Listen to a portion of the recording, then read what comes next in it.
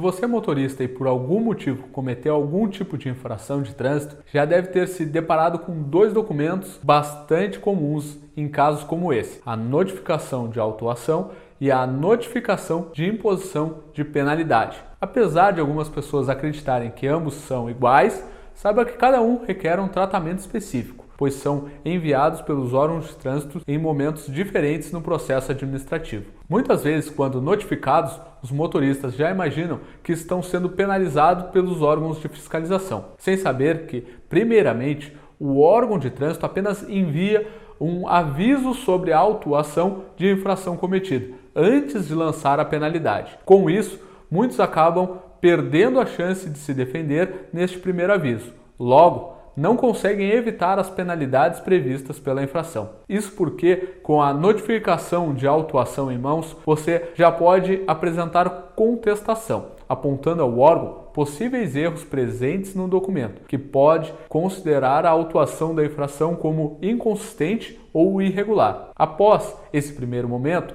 caso você não tenha contestado a autuação, você recebe então a notificação de penalidade, que deve apresentar as punições que a legislação prevê para o tipo de infração de trânsito cometida. Você achou um pouco confuso entender qual é a diferença entre notificação de autuação e a notificação de penalidade? Pois não se preocupe, eu irei explicar para você de forma simples quais procedimentos cada um desses momentos deve seguir, assim como quais suas chances de obter sucesso na defesa em cada um deles. Você vai perceber que não é preciso ficar assustado ao ser notificado, pois o recurso de multa está previsto pela legislação e poderá sim ajudar você a cancelar a sua multa de trânsito. Eu também vou apresentar para você um estudo de caso, explicarei de maneira detalhada como foi possível vencer o processo administrativo de minha cliente Roberta, evitando a multa de trânsito e a soma de pontos em sua carteira nacional de habilitação. Com esse vídeo, quero que fiquem claras quais as principais diferenças entre esses dois documentos.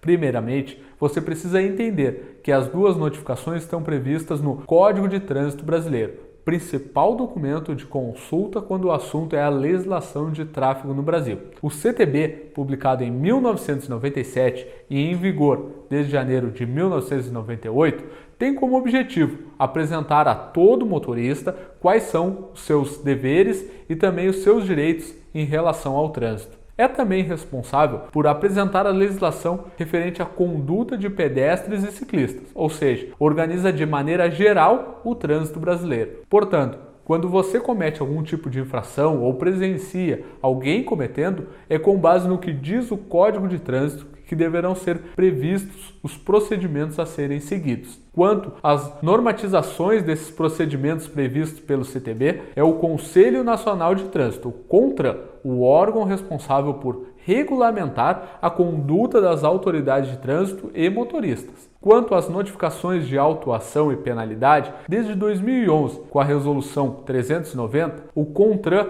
apresenta os procedimentos administrativos para a lavratura do auto de infração e a expedição de autuação e da notificação de penalidade por infrações cometidas por pessoas físicas ou jurídicas. O CONTRAN determina cada um desses procedimentos pelo estágio em que o processo está ocorrendo. Este é o primeiro documento enviado pelo órgão de fiscalização, quando é observado por um agente o cometimento de uma infração de trânsito. Quando a notificação de autuação chega à sua residência, ela deve ser tratada, primeiramente, apenas como um aviso de que o órgão está lhe autuando em decorrência de algum flagrante. Mas antes que ele chegue até a sua residência, é preciso que o agente de trânsito, de acordo com o artigo 280 do CTB, lavre o auto de infração, documento que apresenta de forma mais específica como, quando e onde a infração foi cometida, assim como outras informações. Veja quais dados devem constar no auto de infração: tipificação da infração, local, data e hora do cometimento da infração, caracteres da placa de identificação do veículo, sua marca, espécie e outros elementos julgados necessários à sua identificação, o prontuário do condutor sempre que possível,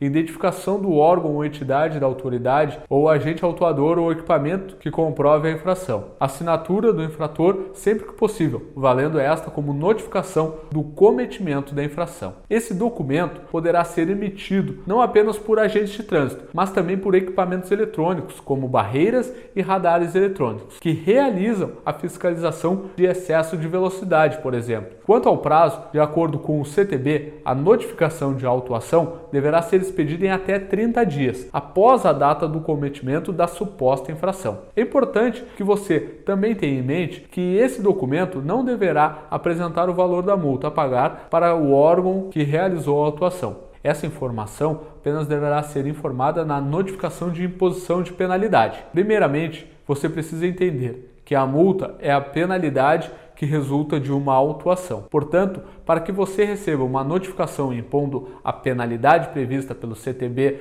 anteriormente, terá que haver a notificação de autuação. Isso porque a legislação de trânsito brasileira não tem a intenção e nem deve penalizar o motorista sem ter certeza de que ele cometeu uma infração de trânsito e está ciente daquilo que está sendo acusado. De acordo com o artigo 11 da Resolução número 619 de 2016, a notificação de penalidade deverá conter as seguintes informações: os dados mínimos definidos no artigo 280 do CTB e em regulamentação específica, a comunicação do não acolhimento da defesa da autuação ou da solicitação de aplicação da penalidade de advertência por escrito, o valor da multa e a informação quanto ao desconto previsto no artigo 284 do CTB, data do término para apresentação de recurso, será a mesma data para pagamento da multa conforme o parágrafo 4º e 5º do artigo 282 do CTB. Campo para a autenticação eletrônica, regulamentado pelo DENATRAN,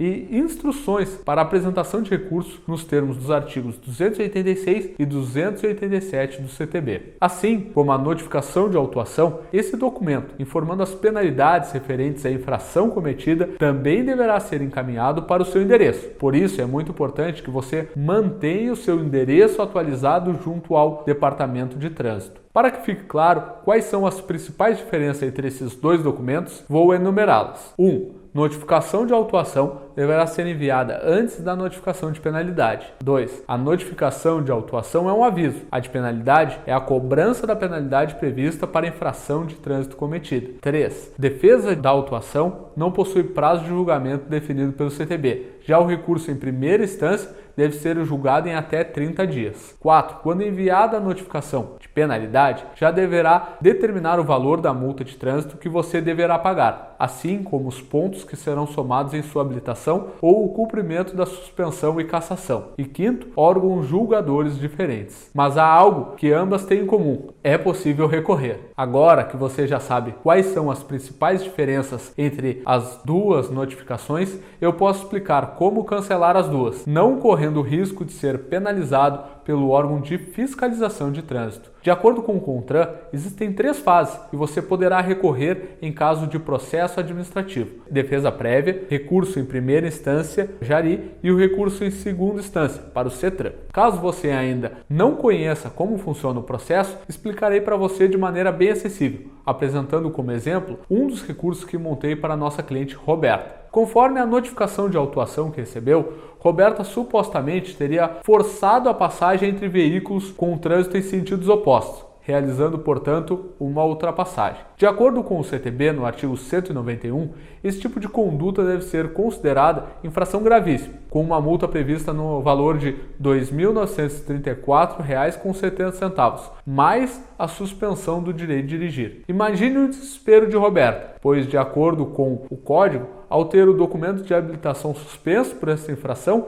o condutor pode ficar até 8 meses sem poder dirigir, o que causaria transtornos em sua rotina. Contudo, você lembra que o artigo 280 do CTB aponta quais as informações que devem ser disponibilizadas pelos órgãos de trânsito ao enviar a autuação? Saiba que, ao receber o documento, Roberta percebeu que a notificação de autuação recebida não poderia ser válida, pois não cumpria com o que a legislação de trânsito estabelece. Buscando resolver a situação, Roberta nos enviou o documento e, no mesmo momento, percebemos que o auto de infração violava os comandos e os requisitos que devem ser atendidos para que o auto seja válido. No documento, não estava descrito de maneira clara qual foi efetivamente a conduta realizada por Roberta, que teria supostamente cometido uma infração. Além disso, Roberta utiliza o seu veículo para deslocar-se até o trabalho, assim como precisa do automóvel para dar assistência ao pai, que por problemas de saúde depende da filha para se deslocar. Sendo assim,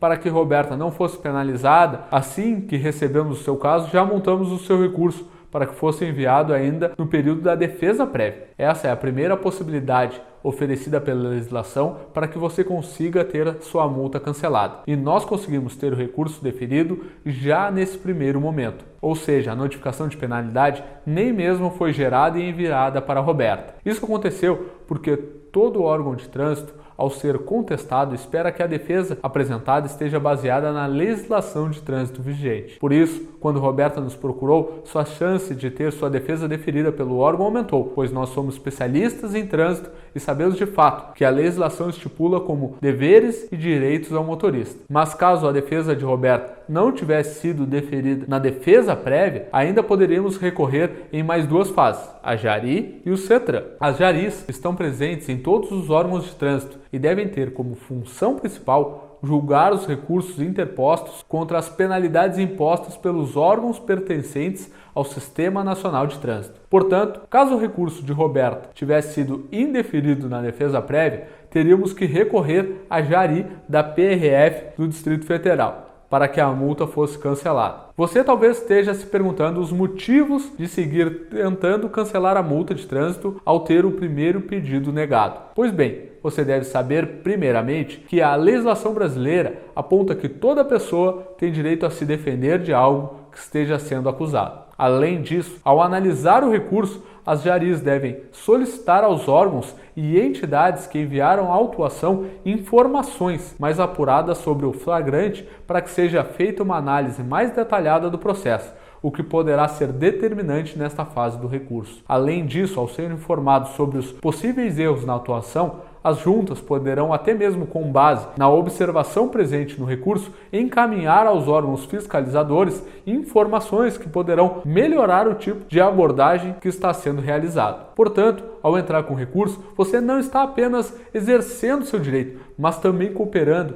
para que o serviço de interesse de todos seja realizado de maneira eficaz. Quanto aos prazos, de acordo com o artigo 282 do CTB, a notificação de imposição de penalidade deverá apresentar um prazo de envio para o recurso à Jari que não seja inferior a 30 dias. Ao receber o documento, a Jari deverá enviar também a sua resposta em até 30 dias. A última fase do recurso de multa prevista pela legislação brasileira é a segunda instância, geralmente com recurso julgado pelo CETRAN.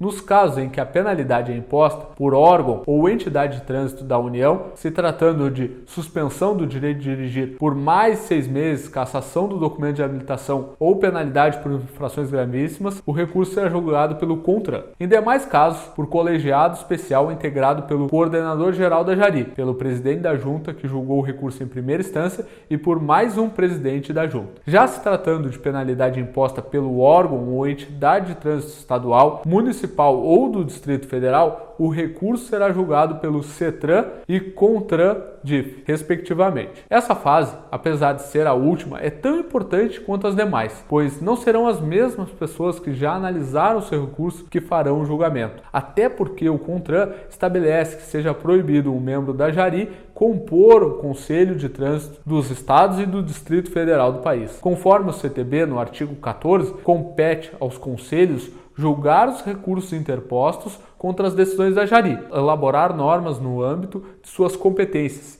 estimular e orientar campanhas educativas de trânsito, entre outras atribuições. Assim como as Jaris, o recurso enviado ao CETRAN também deverá ser julgado em até 30 dias. Você gostou desse vídeo? Então compartilhe com seus amigos. Caso tenha restado alguma dúvida, deixe seu comentário. Terei prazer em responder você.